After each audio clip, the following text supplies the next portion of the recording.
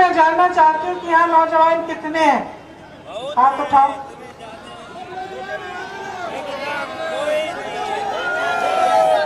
कितनों को रोजगार मिला है पिछले 5 सालों में? एक तो होगा, एक होगा, नहीं है। किसान कितने हैं? सब किसान हैं। कमा पा रहे हो आजकल? बुनकर कितने हैं?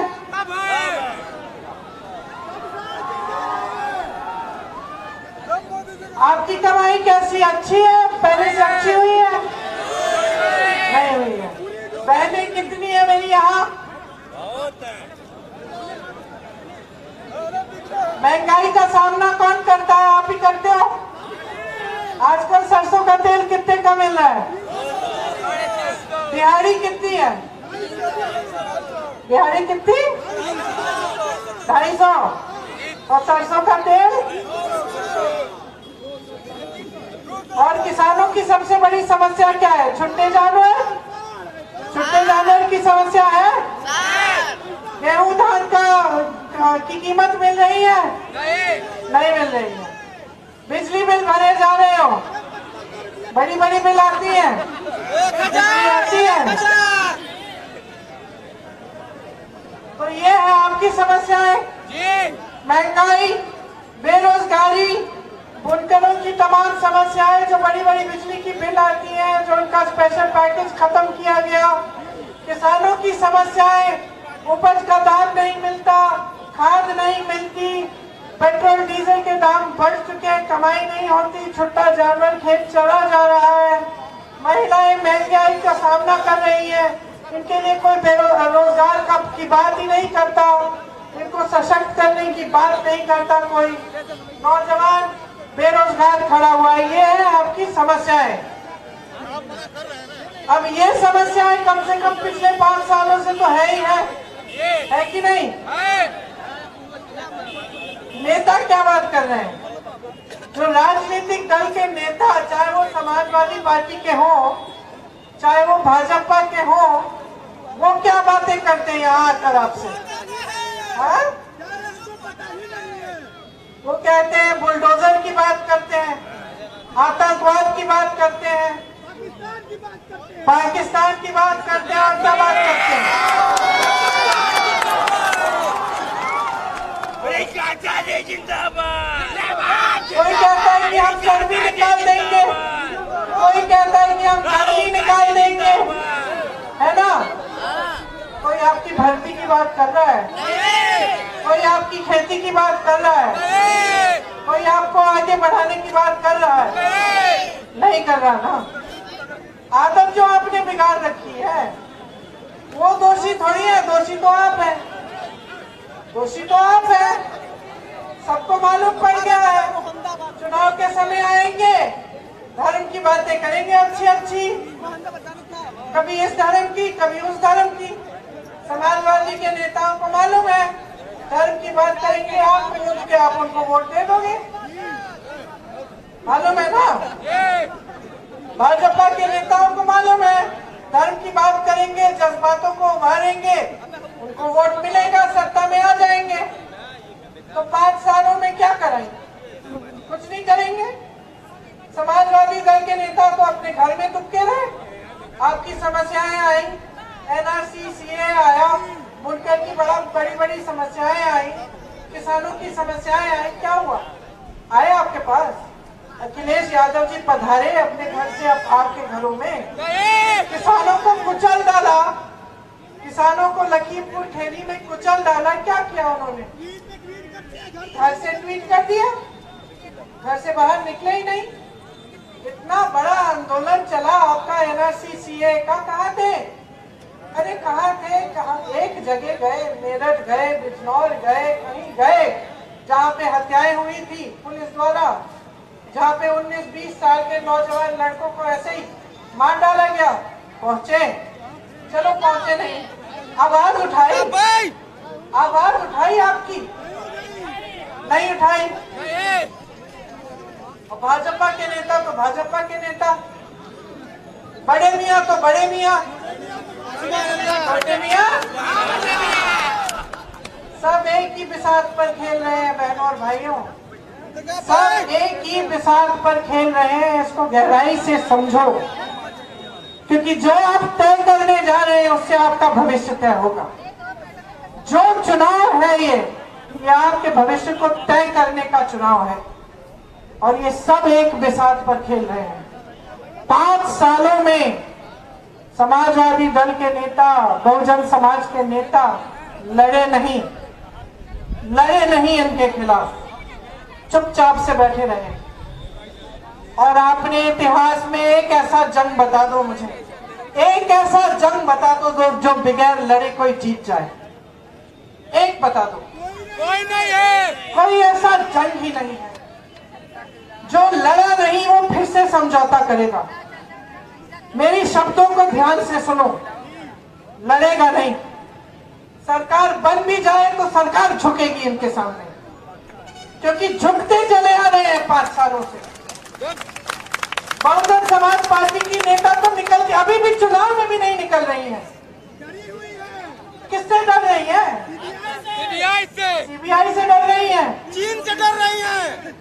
चलिए आपको तो सब मालूम है, चीन के पीछे। तो जब सब मालूम है मेरे भाई, तो आंख मूंद के वोट क्यों दे रहे हो इन लोगों को? भाजपा की नेताओं की इतनी हिम्मत हो गई है आज कि आपके सामने खड़े होते कहते हैं कि हमें आपकी समस्याओं के बारे में पता ही नहीं।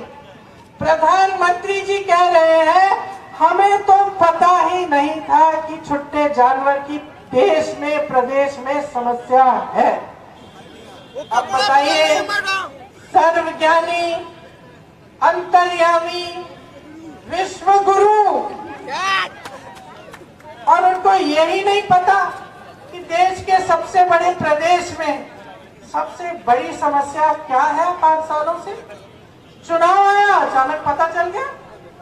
चुनाव आया तो मंच पर पता चल गया, घोषणा भी कर दी कि इसको हम सुलझा देंगे। तो 5 सालों से कहाँ थे? अरे 5 सालों से कहाँ थे? कपड़ा बदल रहे थे, प्रचार भी नहीं कर रहे थे भैया। प्रचार तो चुनाव के समय शुरू किया है। कपड़ा बदल रहे। देखिए सूट पहनना। गन्ना किसानों का इस पूरे देश में बकाया कितना है, कोई बताए? 14,000। उत्तर प्रदेश के किसानों ने आंदोलन किया, दिल्ली के बॉर्डर पे 1 साल के लिए खड़े रहे, अपने घर से निकलकर हालात पूछने के लिए नहीं आए। 6 किसानों को लखीमपुर खेड़ी में इन्हीं के मंत्री के बेटे ने कुचल डाला। क्या किया? मंत्री को अपने साथ पर मंच पर खड़ा किया, मंत्री को अपने साथ मंच पर खड़ा किया और मंत्री के बेटे को जमानत दिलवाकर रिहा करवा दिया। ये है आपकी सरकार और ये है आपके नेता जिनको आप भगवान बना रहे हैं। समझ लीजिए, कोई नेता भगवान नहीं होता, सब नेता इंसान है। सब आपसे सत्ता ले रहे हैं उधार में, सबको आपने बनाया है। ये देश आपका है, उनका भी है लेकिन आपका है। सबसे पहले ये देश, इसकी सुरक्षा, ये जमीन, ये आपकी जमीन है। आपके पूर्वज लड़े हैं इस देश की आजादी के लिए। इस देश का किसान लड़ा है जो आज भगवान भरोसे छोड़ दिया गया है, जिसकी मेहनत की कमाई, जिसका खून पसीना ये बेचने के लिए इन्होंने योजना की है। जो कानून ये लोग ला रहे थे, इससे क्या होता? किसान मेहनत करता, किसान का खून पसीना और कमाता इनका उद्योगपति दोस्त। इनके उद्योगपति दोस्तों को इन्होंने पूरी देश की संपत्ति बेच डाली। BHEL, रेलवे जैसी बड़ी बड़ी संस्थाएं बेचने जा रहे हैं, कुछ बचा नहीं है। सारी संपत्ति इन बड़े बड़े उद्योगपतियों को बेचने जा रहे हैं। फिर कहते हैं रोजगार देंगे। कहां से लाएंगे रोजगार? अरे कहां से लाएंगे रोजगार? जब सारी संस्थाएं बेच डाली जो रोजगार बनाती थी, किसानों को खत्म कर डाला, खेती पे रोजगार नहीं बनेगी। बुनकर जैसे छोटे व्यापारियों को, छोटे दुकानदारों को खत्म कर दिया, वो रोजगार नहीं दे सकते। सरकारी पद आपने 5 सालों से खाली रखे हैं, 12 लाख सरकारी पद खाली है। भर्ती की प्रक्रिया इन्होंने धूमिल जानबूझ के की है। भर्ती की प्रक्रिया में भ्रष्टाचार जानबूझ के किया गया है क्योंकि रोजगार नहीं देना चाहते। इनकी साजिश है, ये जनता को गरीब रखना चाहते हैं, अपने दोस्तों को अमीर बनाना चाहते हैं। आज इनके उद्योगपति दोस्त 1000 करोड़ रुपए एक दिन में कमा रहे हैं बहनों और भाइयों, एक दिन में। और किसानों, आप 27 रुपए कमा रहे हो एक दिन में। एक दिन में 27 रुपए किसान कमाए और 1000 करोड़ रुपए इनके उद्योगपति दोस्त कमाए। ये सरकार चुनी है आपने। ऐसे नेता चुन रहे हैं जो सरकार के सामने लेट जाते हैं, झुक जाते हैं। बदलाव लाइए, समझ जाइए कि शक्ति किसकी है। ये लोकतंत्र है, ये तानाशाही नहीं है। आप अपना हक मांगते हो, आपको दबाया जाता है। आपका हक है। मोदी जी कहते हैं बहुत बड़ा एहसान कर लिया उन्होंने आपको राशन के बोरे देके। खुद कहते हैं देश की जनता ने मेरा नमक खाया है। सुन लीजिए, शेम किस लिए?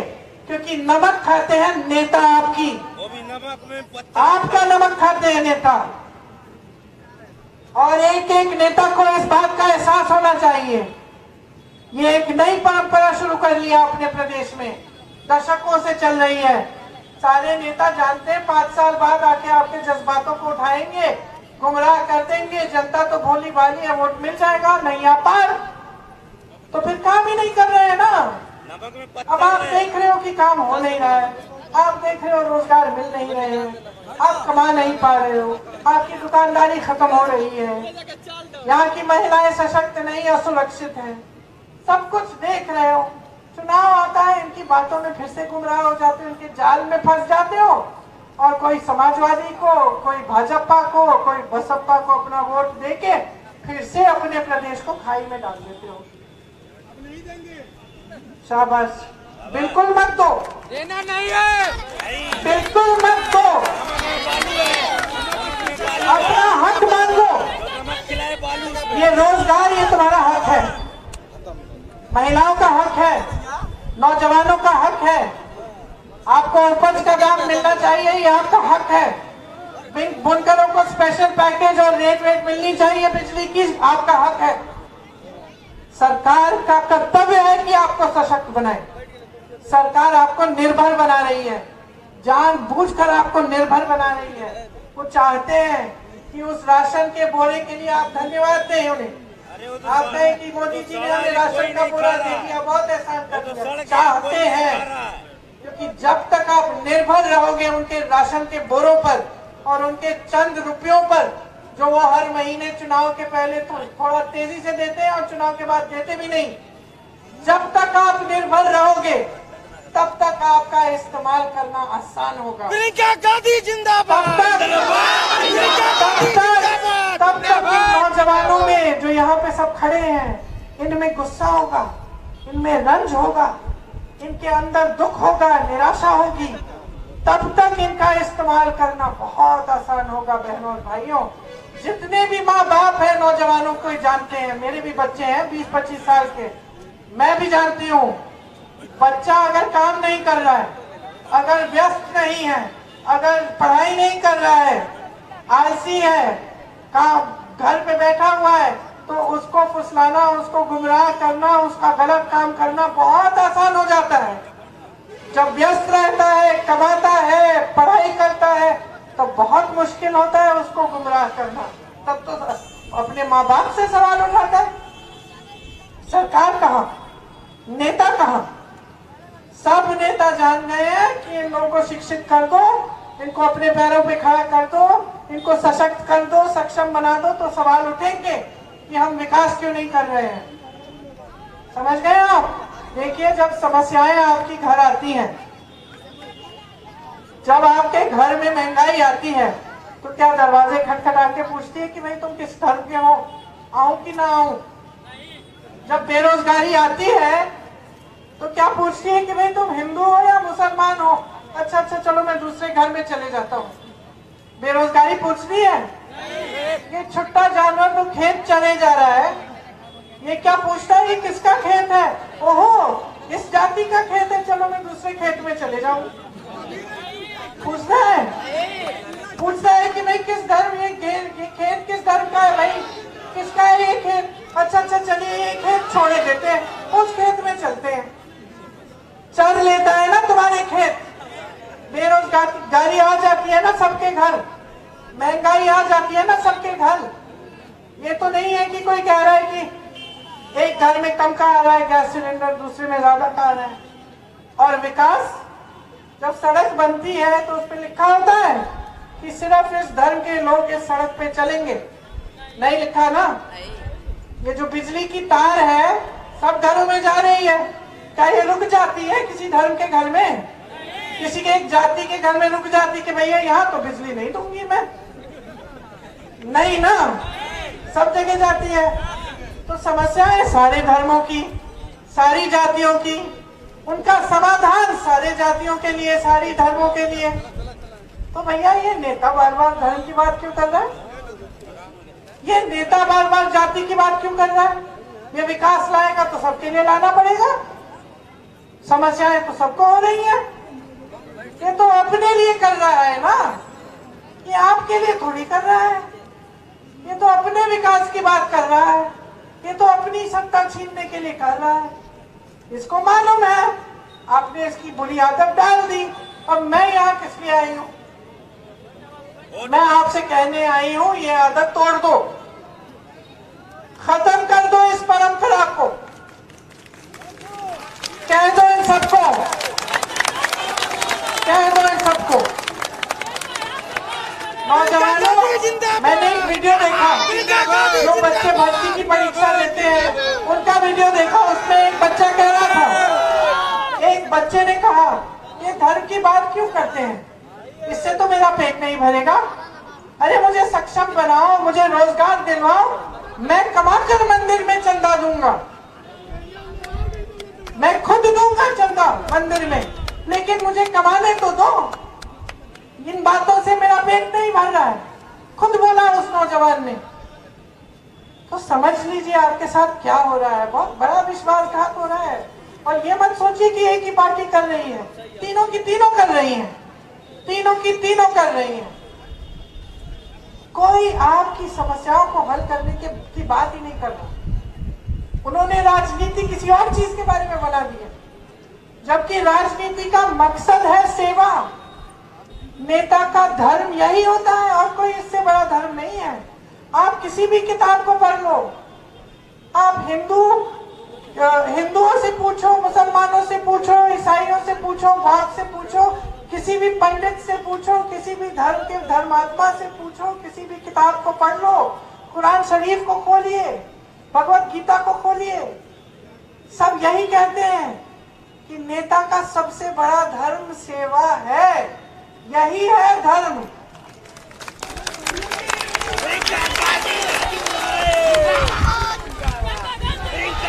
जो भूल गए हैं इस धर्म को, जो भूल गए हैं इस धर्म को, उनको सिखाइए, उनको जवाबदेह बनाइए। कह दीजिए हमें नहीं चाहिए ये राजनीति आपकी, रखिए आप घर पे अपनी राजनीति। हमें चाहिए विकास, हमें चाहिए रोजगार, हमें सशक्त होना है, हमें चाहिए सड़कें, पानी, बिजली, पाठशालाएं, ऐसी संस्थाएं, उद्योग जिससे हमें रोजगार मिले। हमारी भर्ती की प्रक्रिया को ठीक करो, ये बोलो। अब समझ लो कि आपकी जिम्मेदारी क्या है। आपके पूर्वजों ने आजादी की लड़ाई लड़ी ताकि आप आजाद हो। आज आजाद नहीं हो, गुलाम बना रखा है इन्होंने, जाल में फंसा रखा है। जब तक कमाओगे नहीं, जब तक आगे नहीं बढ़ोगे, तब तक आजाद नहीं हो।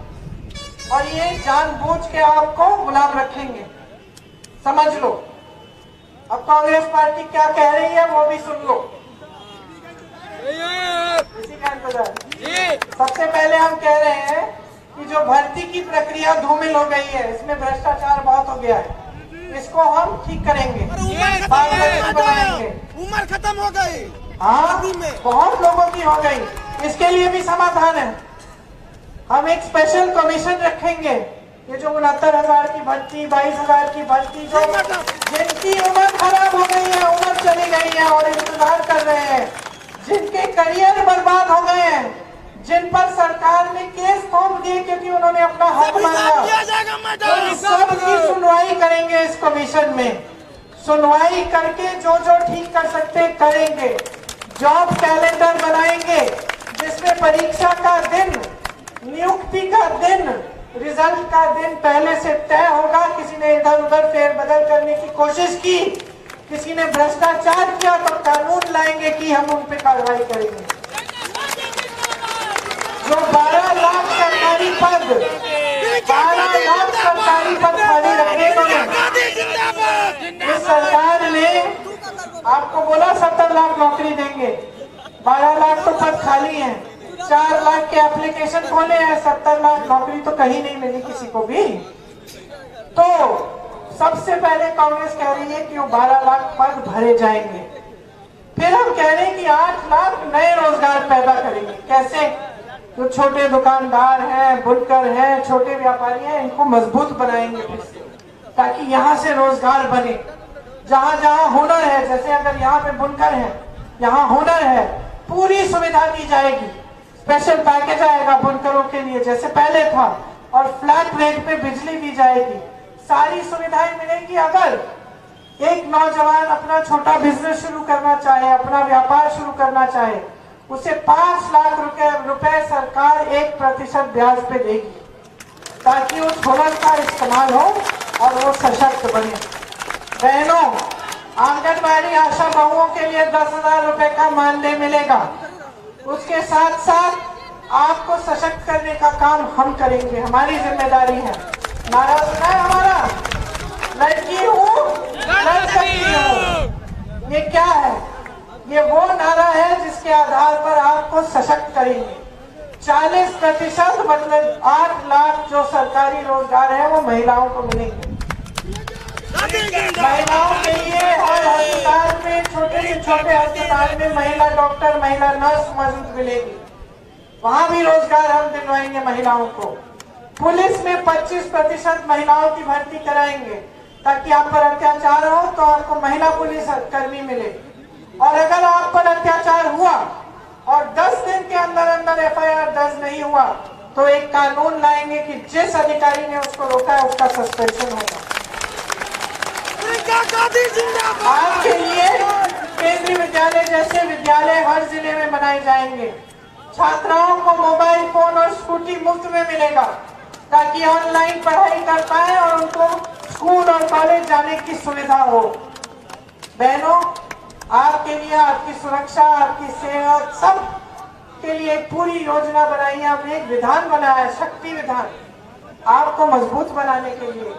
40% महिलाएं प्रियंका यादव की तरह आज कांग्रेस पार्टी की टिकट लेकर चुनाव लड़ रही हैं। ऐसी महिलाएं हैं जिनकी बेटियों का बलात्कार करके उनको मार डाला और दफना दिया। ऐसी महिलाएं हैं जिनको मारा गया, पीटा गया क्योंकि वो अपने हक मांग रही थी। ऐसी महिलाएं हैं जो पंचायत का चुनाव लड़ने गई और उनके कपड़े फाड़ डाले पब्लिक में। लेकिन आज कांग्रेस ने उन्हें सशक्त करके चुनाव लड़ने को बोला और चुनाव लड़ रही है। मंच पर मेरे साथ वो खड़ी रहती हैं, प्रधानमंत्री नरेंद्र मोदी जी के साथ वो मंत्री खड़ा रहता है जिसके बेटे ने किसानों को कुचला। मेरे साथ मंच पर वो महिलाएं खड़ी रहती हैं जिन पर अत्याचार हुआ है, क्योंकि कांग्रेस पार्टी ने उनको कहा है कि आप पर सत्ता की वजह से, सत्ता ने आप पर अत्याचार किया, उस सत्ता को अपने हाथों में लो, खड़ी हो जाओ और लड़ो, हम तुम्हारे साथ हैं।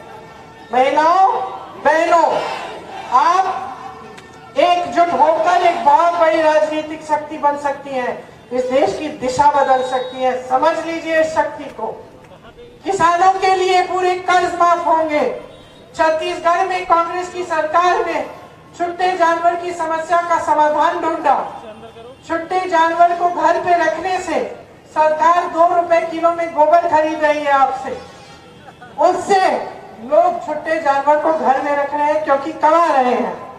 गोबर का गोबर गैस बन रहा है और गोबर का खाद अच्छा बनकर किसानों को दिया जा रहा है ताकि किसानों की सुविधा हो।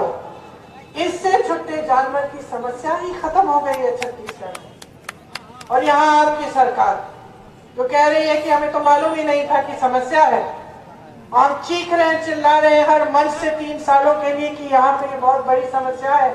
मैंने मुख्यमंत्री जी को चिट्ठी लिखी, इसे सुलझाओ। छत्तीसगढ़ में हमने इसका समाधान ढूंढा है, यही कर डालो। कोई जवाब नहीं आया, कोई सुनवाई नहीं हुई आपकी। हम इस समस्या का समाधान निकालेंगे और वही योजना यहाँ लागू करेंगे। इसके साथ साथ आज के दिन में छत्तीसगढ़ में गेहूं और धान का 2500 रुपए क्विंटल मिल रहा है, आपको भी मिलेगा। गन्ने के लिए 400 रुपए मिलेंगे। जो ये बड़ी बड़ी बिजली की बिलें आ रही हैं, इनको हम आधा करेंगे सबके लिए। किसानों के कर्ज माफ होंगे, सबकी बिजली की बिल आधी होगी।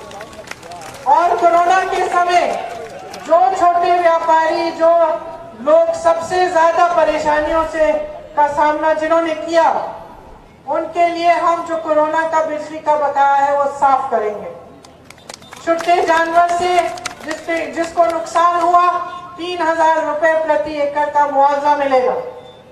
25,000 रुपए उन गरीब परिवारों को मिलेंगे जिन्होंने कोरोना की वजह से सबसे ज्यादा परेशानी झेली। ये सब योजनाएं हैं हमारी। इसके अलावा और भी योजनाएं हैं। भर्ती का विधान बनाया है हमने, उसको पढ़ो नौजवानों। अब वो दौर चले क्या कि नेता आके खोखले भाषण दे, खोखली घोषणाएं करे। पढ़ो उस विधान को, देखो उसमें क्या कह रहे हैं, कहां से आएंगी तुम्हारी नौकरियां। शक्ति विधान को पढ़ो महिलाओं, ताकि आप भी जाने कि आपके लिए क्या करने की योजना है। उन्नति विधान को बाकी सब पढ़ो कि हम बुनकरों के लिए, हम दूसरे समाजों के लिए, हम अति पिछड़े लोगों के लिए, पिछड़े वर्ग के लिए, हम दलितों के लिए क्या करना चाहते हैं, आपको कैसे सशक्त बनाएंगे। क्योंकि ये देश आपका है, बार बार कह रही हूं, देश को बचाने का काम आपका है। सही नेता चुनो, नियत देखो नेता की, सही राजनीतिक दल को अपना वोट दो, ताकि आपके देश प्रदेश में विकास आए। और घबराओ मत, इनकी तानाशाही से घबराओ मत, इनके बुलडोजरों से, इनकी बड़ी बड़ी बातों से मत घबराओ। कंधा से कंधा लगाकर आपके साथ लड़ने वाले ये सब बैठे हुए हैं, खड़े हुए हैं। हम इनके सामने कभी नहीं झुकेंगे। इनके साथ, भाजपा के साथ कभी समझौता नहीं करेंगे, कभी नहीं झुकेंगे। पुश्तों से हमारी लड़ाई इनसे है। हमारी विचारधारा अलग है इनसे। हम पूरे देश का विकास चाहते हैं। हम जानते हैं कि लोकतंत्र में सत्ता पब्लिक की होती है। हमारी और इनकी विचारधारा विपरीत है। हम इनके सामने कभी झुक नहीं सकते और कभी झुकेंगे नहीं। जान चले जाए, हम कभी इनके साथ समझौता नहीं। जिंदाबाद। ये इसीलिए इनकी सबसे बड़ी लड़ाई हमसे है, क्योंकि ये जानते हैं सबको झुका सकते हैं। एजेंसियां लगाएंगे, केस लगाएंगे, कुछ भी करेंगे, सब झुक जाएंगे। कांग्रेस पार्टी नहीं झुकेगी और मेरा परिवार तो कभी नहीं झुकेगा इनके साथ, कुछ भी कर डालेगा। मन बना लो, इस बार उत्तर प्रदेश में कांग्रेस की सरकार लाओ। देख लेना, कांग्रेस की सरकार आएगी तो विकास कितनी तेजी से होगी। आप आगे बढ़ोगे, आपके हित में सरकार आएगी। यही बातें करने के लिए मैं यहाँ आई थी। आपने बहुत ध्यान से सुना, अपने मन में रखो ये बातें, याद करो इनको जब वोट देने जाओगे। क्योंकि अगर आपने गलत निर्णय किया तो फिर से आपका प्रदेश उसी खाई में रहेगा। 5 साल और भुगतोगे, कोई आपकी सुनवाई नहीं होगी। सिर्फ चुनाव के समय बड़ी बड़ी घोषणाएं सुनोगे, बड़ी बड़ी धर्म की, जाति की बातें करेंगे ये नेता और फिर से खुद आगे बढ़ेंगे, आपको पीछे छोड़ देंगे। तो आपको बहुत बहुत